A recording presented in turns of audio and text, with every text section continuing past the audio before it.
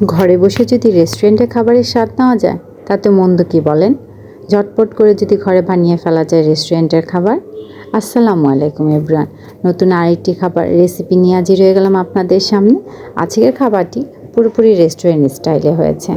ঘরে বসে যদি রেস্টুরেন্টে খাবার খেতে ইচ্ছা করে, যদি রেস্টুরেন্টে যাওয়ার মতো পরিস্থিতি না থাকে, তাহলে ঝটপট করে ঘরে বানিয়ে নিতে পারি আমরা এই রেসিপিটি।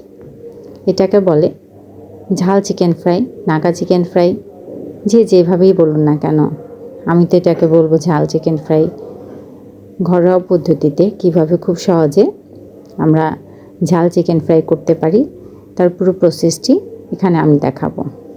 এর জন্য আমি প্রথমে নিয়েছি বেশ অনেকটা পরিমাণে চিকেন উইংস, আর সাথে কিছু গোশের টুকরো নিয়েছি।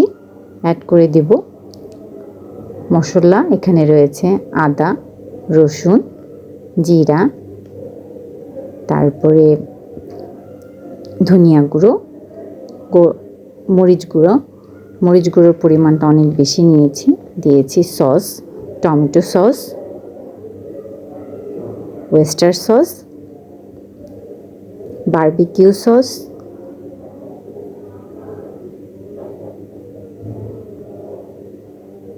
সাথে দিয়েছি সয়া সস।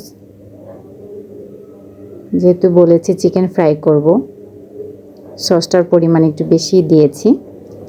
ভালো করে হাত দিয়ে সুন্দর করে এগুলোকে মেখে নিচ্ছি, যাতে করে মশলাটা এবং সস ভালো করে চিকেনের গায়ে লেগে থাকে। হাত দিয়ে নেড়ে চেড়ে বারবার উল্টে পাল্টে মশলাটা মেখে নিচ্ছি।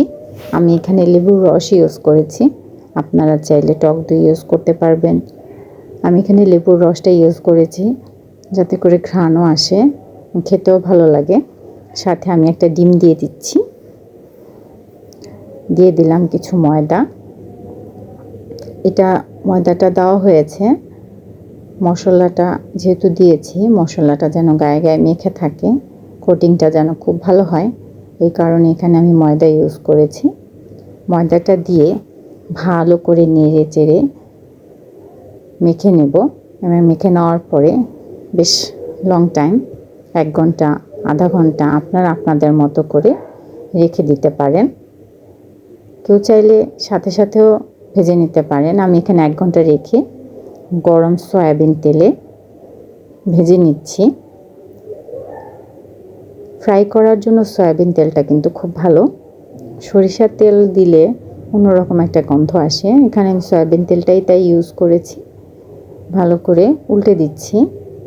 একটা পিঠ ভালো করে হয়ে গেলে পরবর্তীতে আমি উল্টে আরেকটা পিঠ হওয়ার জন্য দিয়ে দেব। দেখাই যাচ্ছে একটা সাইড খুব সুন্দর করে মুচমুচে আকারে ভাজা হয়ে গেছে। তারপর ভালো করে নেড়ে চেড়ে আবারও কিছুক্ষণ দিয়ে রেখে দেব সেদ্ধ হওয়ার জন্য। খুব সুন্দর করে এটা ফ্রাই হয়ে গেছে, নামিয়ে নিচ্ছি।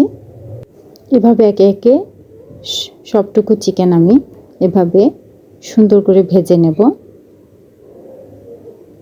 ভেজে নেওয়ার পরে আমি যেহেতু বলেছি নাগা উইংস, এর জন্য একটি বোম্বাই মরিচ বা নাগা মরিচ, এটাকে আমি ভালো করে ছোট ছোট করে পিস করে নিচ্ছি। মরিচটা কিন্তু বেশ ঝাল ছিল, তাই এখানে আমি একটাই ইউজ করেছি। একটু তেল দিয়ে নিলাম। তেলের ভিতরে আমি বেশ 4-5 কোয়া রসুন কুচি মিহি কুচি করে তেলের ভিতরে দিয়ে দিলাম। আর এখানে সসের জন্য আমি নিয়েছি tomato sauce, soya sauce, oyster sauce, barbecue sauce.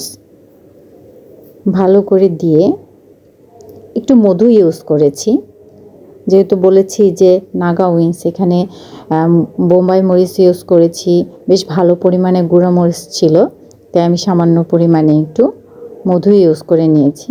ভালো করে এটাকে মিশিয়ে ভাজা রসুনের ভিতরে সসটাকে আমি ঢেলে দেব এবং ঢেলে দেওয়ার পরে সসটা ভালো করে 1 মিনিটের সময় নিয়ে এটাকে নেড়ে চেড়ে গরম করে নেব। তারপরে ভাজা চিকেনগুলো আমি সসের মধ্যে দিয়ে ভালো করে এটাকে আবার সসটার সাথে মিক্সড করে নেব, যাতে করে চিকেনগুলোর গায়ে গায়ে সসগুলো লেগে যায়। যখন ভালো করে সসটা লেগে যাবে চিকেনের গায়ে, তখন আমি এটার সাথে অ্যাড করে নেব নাগা মরিচ কিংবা বোম্বাই মরিচ, যেটাই বলেন না কেন সেটা। এটাকে ভালো করে আবার নেড়ে চেড়ে দেব। সাথে আমি সামান্য পরিমাণে সাদা তিল ইউজ করেছি। তারপর এটাকে ভালো করে নেড়ে চেড়ে সুন্দর করে নামিয়ে নেব। খেতে কিন্তু বেশ ঝাল হয়েছিল, আর খেতেও কিন্তু খুব মুখরোচক ছিল। আপনারা চাইলে বাসায় ট্রাই করতে পারেন। আশা করি আপনাদের অনেক ভালো লাগবে। আমাদের পাশে থাকবেন। আপনাদের ভালোবাসা আর সাপোর্টে আমার এই ছোট চ্যানেলটিকে এগিয়ে নিয়ে যেতে পারে। আশা করি সকলেই এই ছোট্ট চ্যানেলটিকে সাপোর্ট করবেন। আবার নতুন কোনো রেসিপি নিয়ে হাজির হয়ে যাব আপনাদের সামনে। আশা করি আমাদের পাশে থাকবেন। আজ এখানেই, আল্লাহ হাফেজ।